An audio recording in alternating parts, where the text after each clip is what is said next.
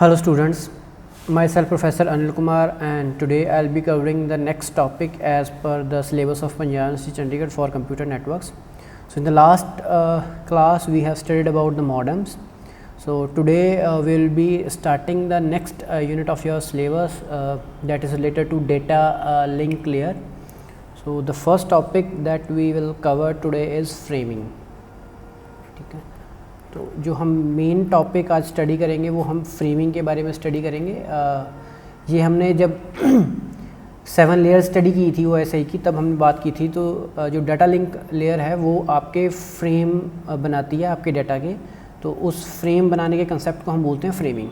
ठीक है, तो हम इसको डिटेल में स्टडी करेंगे।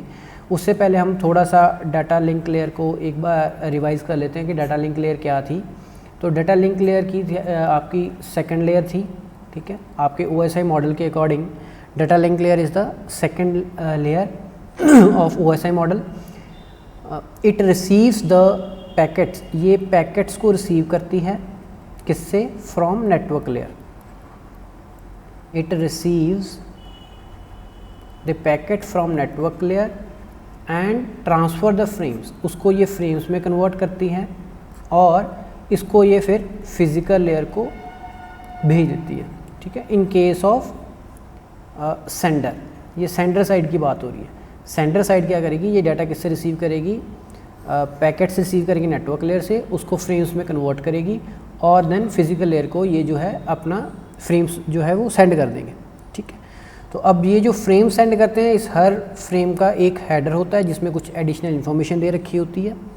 ठीक है, इन फ्रेम्स के ऊपर फिज़िकल लेयर जो है वो फिज़िकल एड्रेस अटैच कर देती है और उन फ्रेम्स को वो नेटवर्क के ऊपर, यानी कि जो आपकी वायर या वायरलेस मीडिया है उसके ऊपर उन फ्रेम्स को जो है वो फॉरवर्ड कर दिया जाता है और जिस मशीन के साथ उसका एड्रेस मैच होता है वो मशीन उस पैकेट को जो है वो उस फ्रेम को जो है वो रिसीव कर लेती है। ठीक है, इसके अलावा हमने स्टडी किया था फ्रेमिंग तो करती है डाटा लिंक लेयर, इसके साथ साथ ये एरर कंट्रोल फंक्शंस भी परफॉर्म करती है और फ्लो कंट्रोल के फंक्शंस जो हैं वो भी परफॉर्म करती है। ठीक है, और इसके अलावा लास्ट में ये असेस कंट्रोल जो है इसको भी करती है। ठीक है, एरर कंट्रोल यानी कि अगर आपके डाटा में कुछ एरर आ गया तो उसको कैसे हैंडल करना है। अगर आप डाटा ज़्यादा सेंड कर रहे हो, रिसीवर उतना डाटा रिसीव नहीं कर पा रहा, तब उस सिचुएशन को कैसे हैंडल करना है। असेस, आपके पास एक ही कम्युनिकेशन मीडिया है, उस पर मल्टीपल जो मल्टीपल आपकी नोड्स हैं, मल्टीपल आपकी मशीन्स है, वो अगर डाटा सेंड करना चाहती हैं तो एट ए टाइम कौन सी जो मशीन है वो डाटा सेंड कर सकती है, कौन सी नहीं कर सकती, वो चीज़ें भी आपका डिसीजन जो है ये डाटा लिंक लेयर आपको हेल्प करती है। तो अब इसका जो मेन टॉपिक है वो हम स्टडी करते हैं, जो हमने आज स्टडी करना है फ्रेमिंग। अब आपको पता चल ही गया है कि framing is a concept of creating frames, के फ्रेम्स बनाने के कंसेप्ट को आप क्या बोलते हो? फ्रेमिंग। ठीक है, फ्रेम्स को आप सिंपली समझ सकते हो स्मॉल यूनिट्स, कि आपने अपने डेटा के जो आपने नेटवर्क लेयर से पैकेट्स रिसीव किए हैं उनको आप छोटे छोटे हिस्सों में और बांट देते हो। ठीक है, तो जो छोटे छोटे आप हिस्से बांटते हो उनको हमने नाम क्या रख दिया? फ्रेम्स।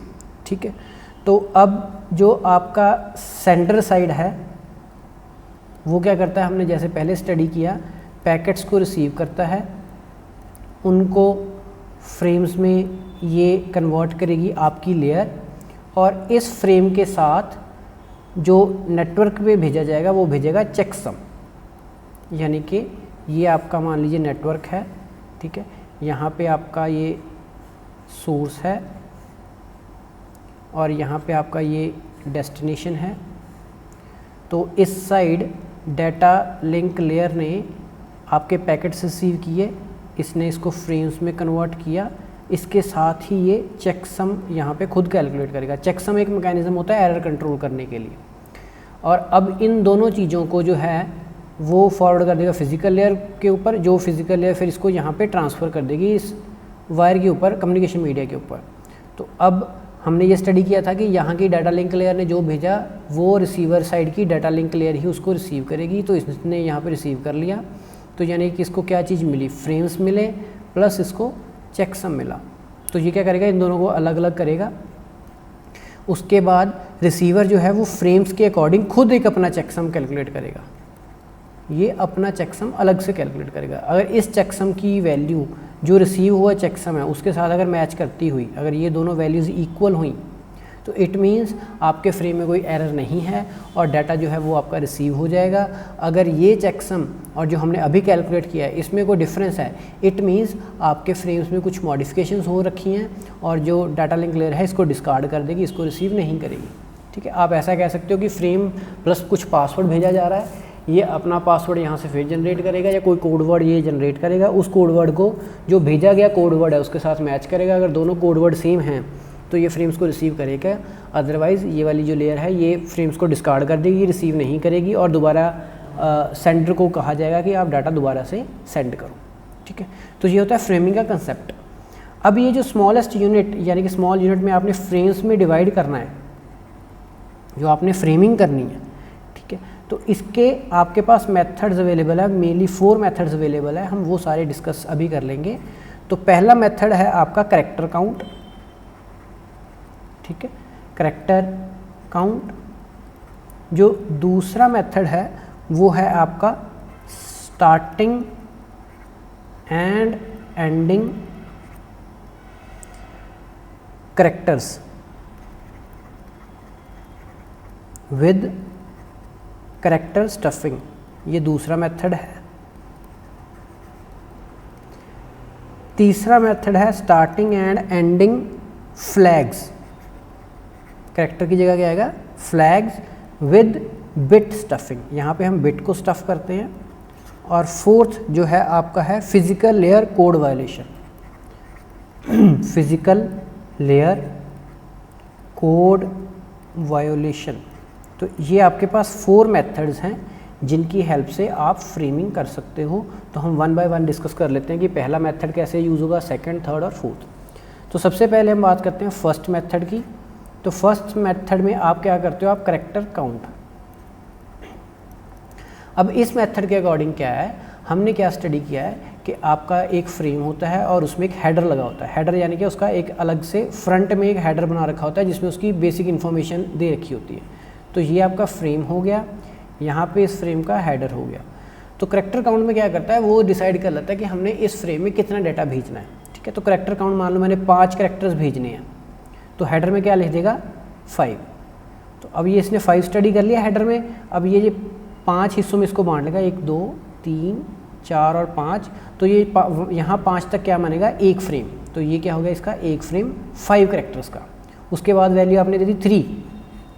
ठीक है, तो 3 के बाद ये क्या करेगा, 3 बिट्स को स्टडी करेगा और ये क्या मान के चलेगा कि ये 3 बिट्स जो हैं ये एक फ्रेम बना, ये वाला एक फ्रेम बन गया, ये वाला अलग से फ्रेम बन गया। तो इसलिए इसको बोलते हैं कैरेक्टर काउंट। जितने कैरेक्टर्स हैं उतनी गिनती कर लो। तो जितनी आपने गिनती यहाँ पे दे दी उतने का एक फ्रेम बन गया। अगर 5 लिख दी तो 5 कैरेक्टर्स का आपका एक फ्रेम बन गया। अगर आपने 3 लिख दिया तो 3 कैरेक्टर्स का एक फ्रेम बन गया। इसी तरह अगर आपने 4 लिख दिया तो आपका अगले 4 कैरेक्टर्स का एक फ्रेम जो है वो बन जाता है। तो इसे हम बोलते हैं कैरेक्टर काउंट।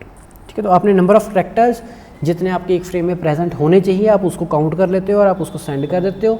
जो रिसीवर है वो सिर्फ पहली वैल्यू को देखता है, हेडर को देखता है, यानी कि इसका हेडर ये हो गया, इस वाले का हेडर ये हो गया और इसका हेडर ये हो गया। तो इसने पहले हेडर स्टडी करना 5, उसके बाद इसने 5 वैल्यूज उठानी, इसको उसने एक फ्रेम कंसीडर कर लेना। उसके बाद उसने अगली वैल्यू पढ़नी है, ये हेडर हो गया। उसने क्या देखना 3, उसने अगले वाले 3 जो कैरेक्टर्स है उसका एक फ्रेम मान लेना है। उसके बाद उसने अगली वैल्यू स्टडी करनी है 4, उसने 4 कैरेक्टर्स का अगला एक फ्रेम जो है सेंड कर देना। अब इसमें प्रॉब्लम क्या आएगी, प्रॉब्लम यही आएगी कि अगर आपने जब डाटा सेंड किया किसी ने ये वैल्यू चेंज कर दी, 5 की क्या जगह लिख दिया 6, किसी ने आपका डाटा मॉडिफाई कर दिया। तो अब वो क्या मान के चलेगा कि आपके 6 कैरेक्टर का फ्रेम है, यानी कि फ्रेम आपका यहाँ तक पहुँच जाएगा, यहाँ तक, यानी कि 3 को भी वो आपके फ्रेम में कंसिडर कर लेगा, जबकि 3 जो है वो आपके फ्रेम में नहीं है, ये आपका अगला हेडर है। तो ये आपकी प्रॉब्लम आ सकती है कि अगर आपकी हेडर इन्फॉर्मेशन चेंज हो जाती है तो उस केस में आपका ये वाला फ्रेमिंग मेथड है वो काम नहीं करता। अब जो सेकंड मेथड है वो हम देख लेते हैं, स्टार्टिंग एंड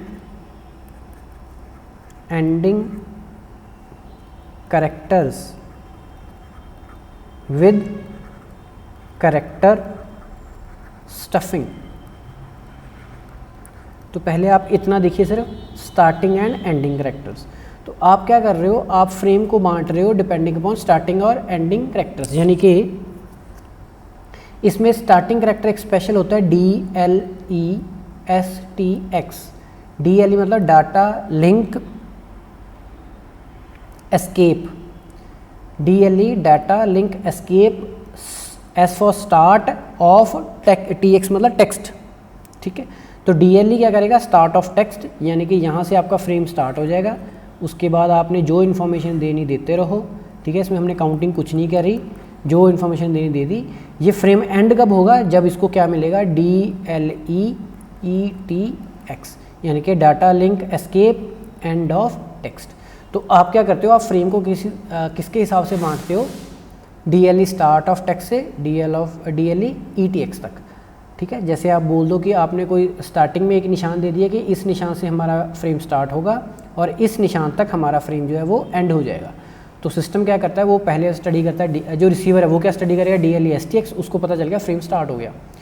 अब उसके बाद जो भी आप बिट्स भेजोगे उन सभी को वो एक ही फ्रेम में मान के चलता है, और जब उसको DLE ETX मिल गया तो उसको समझ में आया कि ये आपका फ्रेम जो है एंड हो गया। तो अगला फ्रेम कब स्टार्ट होगा, जब उसको दोबारा मिलेगा DLESTX, उसके बाद जो कुछ भी लिखा होगा वो नेक्स्ट फ्रेम है, और एंड कब होगा, जब उसको मिलेगा DLE ETX। DLESTX मतलब data link escape start of text, DLE ETX मतलब data link escape end of text. अब इसमें प्रॉब्लम क्या आ सकती है, अगर हो सकता है जो आपका यूज़र है उसने जो डाटा भेजा है वही सेम भेज दिया, मतलब उसने डाटा ये भेजना है DLESTX, ये अब डाटा है, ठीक है, वो इसको एक डाटा की तरह भेजना चाहता है, ना कि एक फ्लैग की तरह, ठीक है। उस केस में क्या होगा, अगर अब ये तो है डाटा, ठीक है, पर उसको क्या लगेगा, ये स्टार्ट ऑफ द फ्रेम है, पर ये स्टार्ट ऑफ द फ्रेम नहीं है, ये क्या है, आपका ये डाटा है। तो उस केस में क्या करेगा, हम स्टफिंग करेंगे। स्टफिंग आपको पता होगा, स्टफिंग मतलब होता है भरना है, ठीक है। जैसे आप आलू के पराठे बनाते हो तो आलू की स्टफिंग करते हो, आलू भरते हो उसमें, ठीक है। उसी तरह यहाँ पे स्टफिंग में क्या करोगे, अगर आपने यहाँ पे 2 बार DLE लिख दिया, आप एक DLE एक्स्ट्रा अपनी तरफ से जोड़ दोगे। अगर आपने 2 बार DLE लिख दिया तो उसको क्या लगेगा कि ये DLE जो है ये हमने फालतू खुद ही, जो रिसीवर है उसको पता चल जाएगा ये DLE हमने खुद ब खुद जानबूझ के लिखा हुआ है, इसलिए इसे रिसीव नहीं करना। और इसके बाद जो DLESTX है उसका मतलब स्टार्ट ऑफ फ्रेम नहीं है, उसका मतलब क्या है, डेटा। तो इसलिए इसको बोला है करेक्टर स्टफिंग। आप एक करेक्टर DLE जो है एक करेक्टर एक्स्ट्रा खुद ऐड कर रहे हो, ताकि आप बता सको कि मैंने ये वैल्यू एक्स्ट्रा एंटर की है, तो आप इसको डिस्कार्ड कर दो और इसके अगली वाली वैल्यू को एज ए डेटा कंसीडर करना, ना कि आप उसको स्टार्ट ऑफ द टेक्स्ट जो है वो आपने उसको नहीं मानना, आपने उसको डाटा मानना, ठीक है। जैसे आपने अगर आपको जैसे आप बोल दो कि ये आप बाउंड्री की तरह बोल सकते हो कि ये 2 बाउंड्रीज लगी हुई हैं, ठीक है, ये 2 बाउंड्रीज लगी हुई हैं, तो इस बाउंड्री से इस बाउंड्री तक आपका फ्रेम है। बट अगर आपने ये बाउंड्री की 2 लगातार बाउंड्रीज लगा दी मान लो, तो उस केस में ये क्या मानेगा कि ये एक बाउंड्री काम की नहीं है और दूसरी बाउंड्री क्या है, आपका टेक्स्ट है, ठीक है, मतलब आपका डाटा है। अब जो तीसरा है मेथड वो सेम है, स्टार्ट एंड एंडिंग। यहाँ पे क्या आएगा, flag, start and ending flag with bit stuffing, ठीक है, फ्लैग। अब फ्लैग का क्या मतलब है, यहाँ पे अगर हमने लिख दिया 0, 6 टाइम 1 लिखना है, 6 बार 1 1 लिखना है, उसके बाद 0 लिखना है। जब सिस्टम को ये चीज़ मिल गई तो वो क्या सोचेगा कि हमारा फ्रेम जो है वो स्टार्ट हो गया। अब इसके बाद जो कुछ मर्जी लिख दो वो क्या है, इसके लिए डेटा। और जब ये चीज़ इसको दोबारा मिल गई तो इसका मतलब क्या हो गया, यहाँ पे ये एंड हो गया। तो आपने फ्रेम का स्टार्ट और एंड आपने एक स्पेशल बिट पैटर्न ले लिया, आपने एक स्पेशल बिट पैटर्न ले लिया है, जिससे आप सिस्टम को ये बताते हो कि आपका फ्रेम कब स्टार्ट होगा और कब एंड होगा। तो वो पैटर्न क्या है, 0, 6 टाइम 1 देन 0। जैसे यहाँ पे क्या था, आपका स्पेशल करैक्टर सेट था, स्पेशल आपने करैक्टर लिए हुए थे जिससे आप ये बताते थे कि आपका फ्रेम कब स्टार्ट होगा और कब एंड होगा। यहाँ पे आपने क्या बताना है, आप स्पेशल बिट पैटर्न यूज़ कर लेते हो। आपका ये पैटर्न जब आएगा तो आपका फ्रेम स्टार्ट हो जाएगा, और जब यही पैटर्न दोबारा आएगा तो आपका जो है फ्रेम जो है वो ख़त्म हो जाएगा, ठीक है। अब इसमें भी प्रॉब्लम क्या आती है कि बाई चांस किसी बंदे ने यही डाटा भेजना हो, मतलब उसने इस फ्रेम के अंदर यही वाला डाटा भेजना हो 0 1 1 1 1 1 0, तो अब इस सिस्टम को क्या लगेगा कि यहाँ से स्टार्ट हुआ था, यहाँ पे एंड हो गया, ठीक है, जबकि हमारे अकॉर्डिंग एंड कहाँ पे, यहाँ पे, हमारे अकॉर्डिंग एंड यहाँ पे हो रहा है, बट सिस्टम को क्या लगेगा यहाँ पे एंड, क्योंकि आपका पैटर्न बिल्कुल सेम हो गया। तो उसके लिए क्या करेगा, ये बिट स्टफिंग करेगा, बिट्स मतलब एक्स्ट्रा बिट अब डाल देगा। कब डालेगा, जैसे ही उसको 5 1 मिले, यहाँ तक 5 1 मिल गए, उसके बाद जानबूझ के इसने अपनी तरफ से एक जो है 0 यहाँ पे लगा देनी है, जानबूझ के यहाँ पे एक 0 लगा देनी है। तो अब जो रिसीवर है वो क्या देखेगा, उसने देखना है 5 टाइप 1s आ गया, अगर उसके बाद कोई 0 आ गई तो इट मीन्स वो जानबूझ के लगाई गई है, किसके लिए, क्योंकि आपका ये वाला फ्लैग जो है रिपीट ना हो जाए, इसलिए वो क्या करेगा, यहाँ तक 5 1s को रिसीव करेगा। अगर उसको 5 1 के बाद 0 मिल गई तो वो उसको डिस्कार्ड कर देगा, उसको रिसीव नहीं करेगा, उसके बाद अगले 1 को रिसीव कर लेगा, ठीक है। तो मतलब अगर इसी फ्लैग को एज अ डाटा भेजना हो तो आप बिट स्टफिंग का यूज़ करोगे। जैसे आप पहले क्या कर रहे थे, आपने अगर DLE STX या DLE ETX को एज अ डाटा भेजना है तो आप DLE के आगे एक और DLE लगा रहे थे, ये बताने के लिए कि ये क्या है, डाटा है, ना कि आपका फ्लैग है, ठीक है। तो उसी तरह आप यहाँ पे करते हो, ठीक है। अब जो लास्ट टाइप आती है वो आती है physical code, physical layer coding violation. आपकी जो 4th टाइप है फिजिकल लेयर कोडिंग वायलेशन, ये आपकी लास्ट टाइप है। अब ये हम तब यूज़ करते हैं जब आपके फिजिकल मीडियम में कुछ रिडंडेंसी हो, ठीक है, उसमें कुछ डुप्लीकेसी हो, तब हम इसको यूज़ करते हैं, ठीक है। तो नॉर्मली इसको आप इस तरह याद रख सकते हो कि इसमें हम मैनचेस्टर इनकोडिंग का यूज़ करते हैं। हम मैनचेस्टर इनकोडिंग का जो है, इस फ्रेमिंग में हम मैनचेस्टर इनकोडिंग का यूज़ करते हैं, जिसमें क्या होता है, अगर आपके डाटा में कहीं 1 आ गया तो उसको हम रिप्रेजेंट करते हैं 1 0, मतलब जहाँ जहाँ 1 है उसको 1 0 से रिप्लेस कर देंगे, और जहाँ जहाँ 0 है उसको हम 0 1 से रिप्लेस कर देंगे। यानी कि इसको हम बोलते हैं if you encounter 1 it will be replaced with a high low pair, high मतलब 1, लो मतलब 0, high low pair, and if a 0 is encountered और if a 0 has to be sent then it is represented as low to high, ठीक है, लो to high यानी कि 0 से 1 तक, ठीक है। तो ये आपके 4 मेथड्स हैं फ्रेमिंग करने के लिए, तो आपने इनको याद रखना है। कैरेक्टर काउंट में आप क्या करते हो, आप हर फ्रेम के हेडर में उसकी इन्फॉर्मेशन डाल देते हो कि इसमें टोटल कितने कैरेक्टर्स हैं, तो जो आपका रिसीवर है वो उतने कैरेक्टर्स को जो है रिसीव कर लेता है। इसमें प्रॉब्लम क्या है कि अगर आपके कैरेक्टर काउंट की वैल्यू कोई बाई चांस चेंज कर दे तो आपको प्रॉब्लम आ सकती है। इसको हटाने के लिए उन्होंने स्टार्टिंग और एंडिंग कैरेक्टर्स को ही यूज़ कर लिया, जिसमें हम DLE STX और DLE ETX का यूज़ करते हैं। इसमें प्रॉब्लम क्या है कि अगर आपने DLE STX और DLE ETX को ही एज ए डाटा सेंड करना है तो आप क्या करोगे, कैरेक्टर स्टफिंग, यानी कि आप DLE के आगे अकेला एक और DLE स्पेशल अलग से लगा दोगे और सिस्टम को पता चल जाएगा कि ये DLE 2 जानबूझ के लगाए गए हैं। पहले DLE को हमने डिस्कार्ड करना है और सेकंड वाले DLE ETX को हमने एंड नहीं मानना या स्टार्ट नहीं मानना, वो डाटा है ना कि वो फ्लैग है, ठीक है।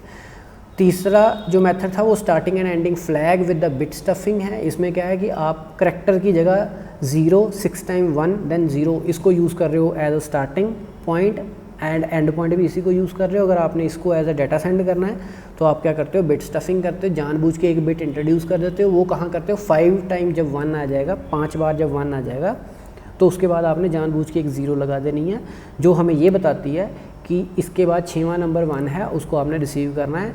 अगर मैं ये 0 नहीं लगाता तो आप उस 1 को आप एंड ऑफ द फ्लैग मान लेते, पर वो एंड ऑफ द फ्लैग नहीं है, वो डाटा है, इसलिए मैंने जानबूझ के एक सेंटर में 0 लगा दी। अब उस 0 को रखना मत, उसको डिलीट कर देना और उस 1 को रिसीव कर लेना, ठीक है। 4th में आपका फिजिकल कोड वायलेशन है, जिसमें आपने सिंपल सा याद रखना है कि आप मैनचेस्टर इनकोडिंग को यूज़ करते हो। अगर आपका 1 आ रहा है तो उसको आप रिप्रेजेंट करोगे हाई लो, यानी कि 1 0 की फॉर्म में लिखोगे। अगर आपका 0 आ रहा है तो उसको आप 0 1 की फॉर्म में लिखोगे, ठीक है। सो आई होप कि आपको ये कंसेप्ट क्लियर हो गए होंगे। इन केस आपको कोई डाउट है या आपको कोई प्रॉब्लम आती है तो you can contact me, I will definitely help you out. Thank you very much.